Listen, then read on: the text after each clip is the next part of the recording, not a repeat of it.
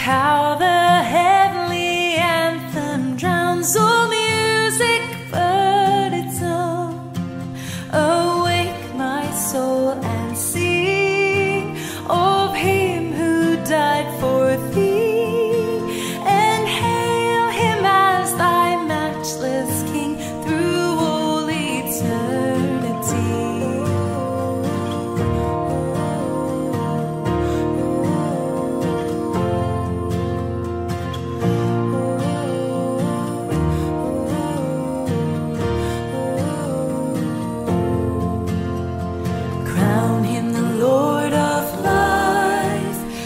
Triumphed o'er the grave and rose victorious in the strife for those he came to save.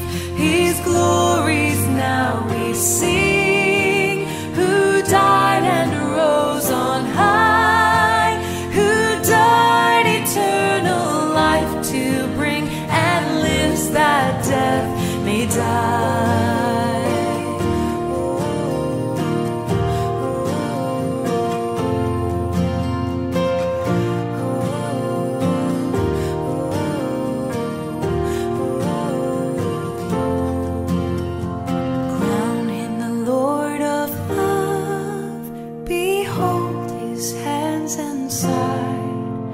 Those wounds yet visible above, in beauty glorified. All hail, Redeemer, hail, for thou hast died for me. Thy praise and glory shall not fail throughout eternity. Crown him with many crowns, the Lord be glorified. Crown him with many crowns, the Lord be glorified. Crown him with many crowns, the Lord be glorified. Crown him with many crowns, the Lord be glorified.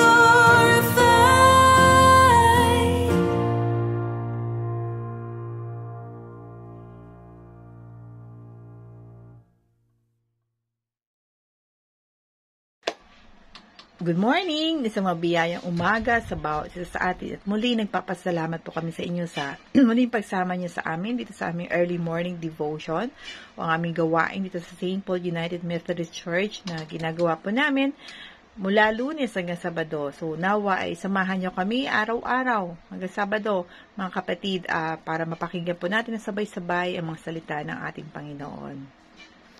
Samahan niyo po ako sa isang panalangin. O aming nasa langit, Lord, nagpapasalamat po kami sa inyo, aming Ama, at ginising niyo po, Lord, ang bawat isa sa amin sa umagang ito na may kalakasan ng katawan at isipan, o aming Ama. Pinupuri ka po namin, Lord, sa patuloy na biyaya ng buhay sa bawat isa sa amin, o aming Ama, Lord. Patuloy po kami kamalapit sa inyo, Lord. Samahan niyo po kami sa buong maghapon na ito. Nawa ang mapakinggan po namin, aming Ama, na inyong mga salita ay patuloy na magbigay ng kalakasan sa bawat isa sa amin. Muli, maraming salamat po aming Ama sa patuloy na biyaya sa bawat isa sa amin. pray, Amen. So, yun nga, maraming salamat po muli sa pagsama nyo sa akin, sa amin, sa umagang ito. Ang pagbabasihan po natin sa umagang ito ng ating liturhiya o ating babasahin kapag salita ng Panginoon ay nagmumula sa Philippians chapter 2 verses 5 to 11. So babasahin po natin siya mula sa New International Version. In your relationships with one another, have the same mindset as Christ Jesus, who, being in very nature God, did not consider equality with God something to be used to his own advantage. Rather, he made himself nothing by taking the very nature of a servant, being made in human likeness. And being found in appearance as a man, he humbled himself by becoming obedient to death, even death on a cross.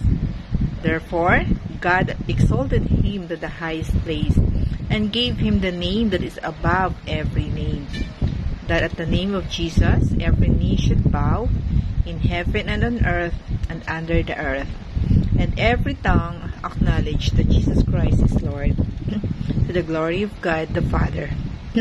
Amen. So, naway pagpalain ng bawat isa sa atin sa pagkakarinig ng mga salita natin, Panginoon. Sabi dito, diba, think of yourselves the way Christ Jesus thought of himself. Think of yourselves the way Christ Jesus thought of himself.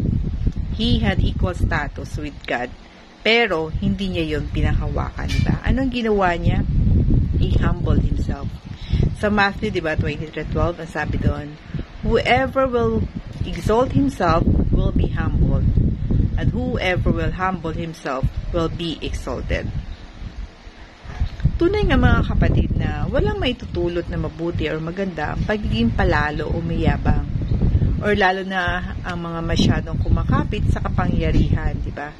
If you put yourself above others, you will be put down.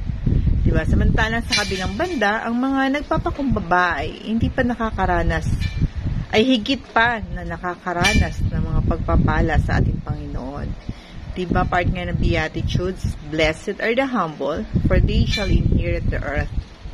Ang mga taong tumanggi, o baga lumalayo sa mga makamundong kapangyarihan, ay gagantimpalaan sa kaharian ng langit. At ang mga mapipilit na tao, ay yung mga sumusuway, ay syempre hindi magtatagumpay sa huli. Pero aminin natin, malungkot, pero ang mga Pinoy, diba, parang kilala tayo o tinatawag, meron man tinatawag sa atin na crowd mentality, diba? Ito yung sa halip na tayo ay maging masaya sa kung ano man tagumpay na nararanasan ng kapwa natin, ay pilit pa natin silang hinihila pababa. Parang ayaw natin na mas may angat or mas successful kaysa sa atin, diba?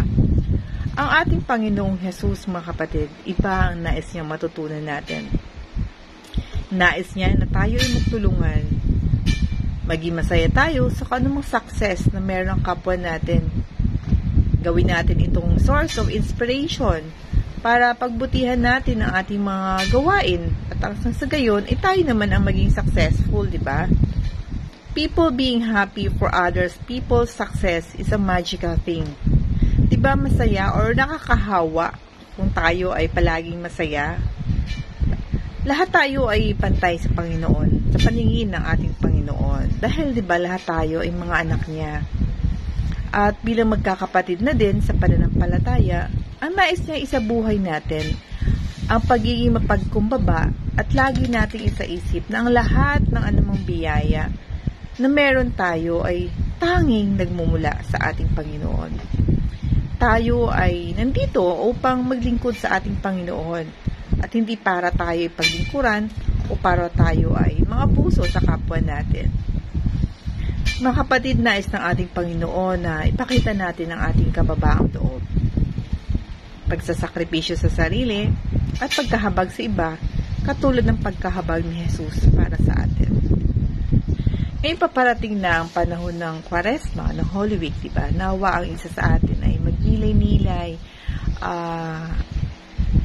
ibukas na natin ang ating mga puso, ang ating isipan, upang tayo ay patuloy na mamuhay ng ayon sa kagustuhan ng ating Panginoon. Isang pamumuhay na walang kainggitan, walang inggit sa ating mga puso, walang mga pagnanais, mga pangit na pagnanais na maging atin kung anong meron ang ating mga kapatid, ang ating ibang mga kapatid. Nawa mga kapatid ay patuloy natin sa buhay ang nais ng ating Panginoon na ito, na tayo ay magmahalan at mamuhay tayo ng may kaluguran, na patuloy na magbigay ng kaluguran sa ating Panginoon. To God be all the glory. Amen. Aming Ama, maraming salamat po, Lord, sa patuloy, Lord, na pagbibigay niyo sa amin, Lord, pagpapalakas niyo sa amin spiritually, Lord God, lalo na sa patuloy, Lord, na pagpapadaman niyo ng pag-ibig sa amin sa pamamagitan ng iyong mga salita, Lord God. Tunay nga po, aming Ama, na ang mga taong nagpapakumbaba ay patuloy niyo pong i-bless, Lord God. Nawa aming Panginoon ay linisin niyo po ang puso ng bawat isa sa amin. Linisin niyo po, Lord, ang aming mga isipan, ang aming mga gawain. Nawa po aming Ama ay patungo sa inyong kaluwalhatian, Lord God. Naway mawala po, Lord, ang mga inggit na nasa aming mga puso, na nasa aming isipan, Lord. At mamuhay kami, maging masaya kami, Lord, sa kung anumang mga success o mga biyayang tinatanggap ng aming mga kapwa, Lord God. Patuloy yung nga rin po kami, bless, Lord God, upang patuloy din po kami, Lord, na maging blessings para sa iba o aming iba, Lord God. Hinihiling po namin sa inyo, hinihingi po namin ang kagalingin, Lord, ang lahat ng mga may sakit o aming Ama. Sakit hindi lamang sa kanilang mga physical na pangatawan, hindi sakit sa kanilang mga emotional, Lord God, sa kanilang mental o aming Ama, higit sila sa kanilang spiritual, Lord God. Patuloy niyo nga pong palakasin, Lord, ang pananampalataya ng bawat isa sa amin o aming Ama, Lord God. At maraming salamat, Lord, sa patuloy na biyaya ng buhay sa bawat isa sa amin. Patuloy po namin, Lord, na binabalik sa inyo lahat ng papuri at lahat ng pasasalamat o aming Ama, Lord. Ito po, Lord, ang aming panalangin. Sa tanging pangalan ni Jesus. Amen.